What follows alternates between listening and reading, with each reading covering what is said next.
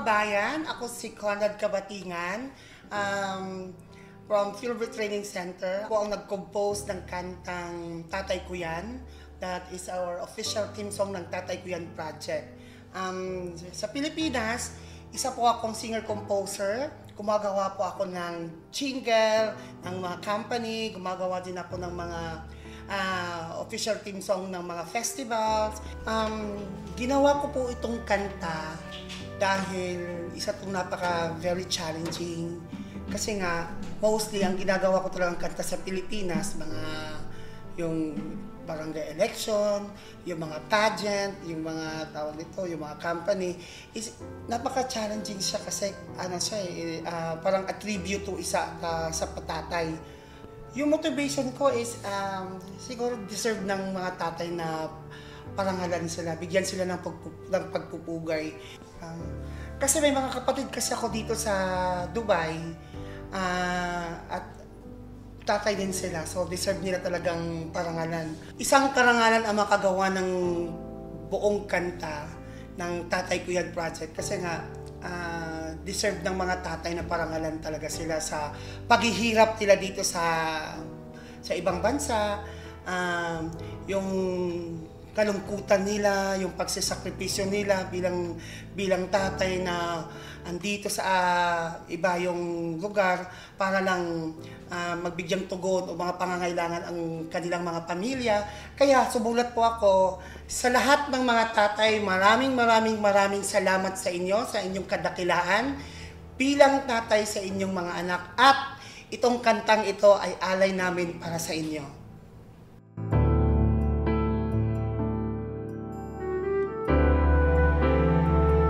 Hello, I'm Jesner Mercado. I'm the one who arranged and produced the music of Tatay Ko Yan. Back in the Philippines, I was a freelance musician. Nagtuturo ako ng music and I do gigs in some places sa Pinas. Back when I was younger, I remember when I am 3 years old, my dad introduced me the music.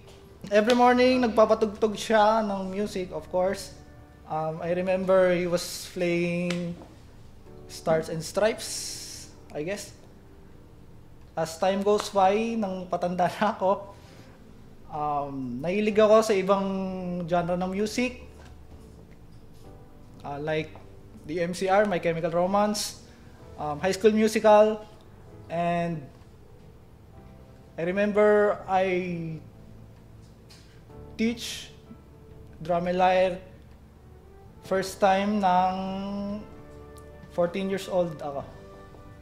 Habang patagal, naging interesado ako mag-aral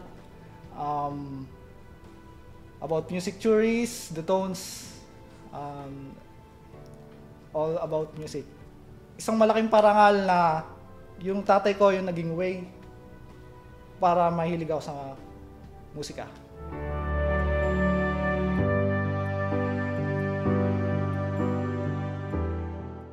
Ako po si Michelle David. I've been here sa UAE ng 18 years na. When it comes to music, masasabi mo na by profession, isa akong hotelier, pero I can say that music is everything to me.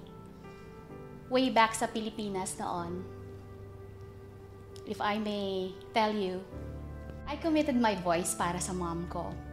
Once upon a time, nagkasakit ang mom ko and naisip ko na wala akong maibibigay sa Panginoon na kapalit nun, kundi ang boses ko lang. So, from that time, kumanta ako sa choir, naging member ako ng choir, naging lead vocalist ako ng Divine Mercy Movement for the last 5 years.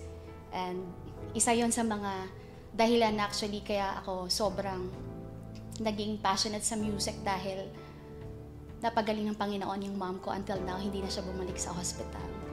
And nung dumating ako sa Dubai, naging member din ako ng choir sa St. Mary's Church. And nag-serve din ako sa community through music.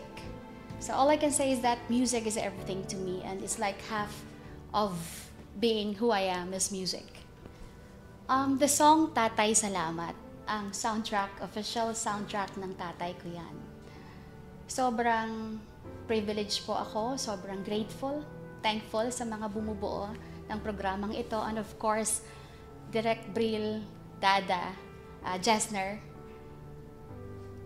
I said yes to this song in a way to give back din sa mga tatay. Isa sa mga magiging instrument para hindi lang sa mga tatay out there, it's for my tatay also in heaven. Nung narinig ko ang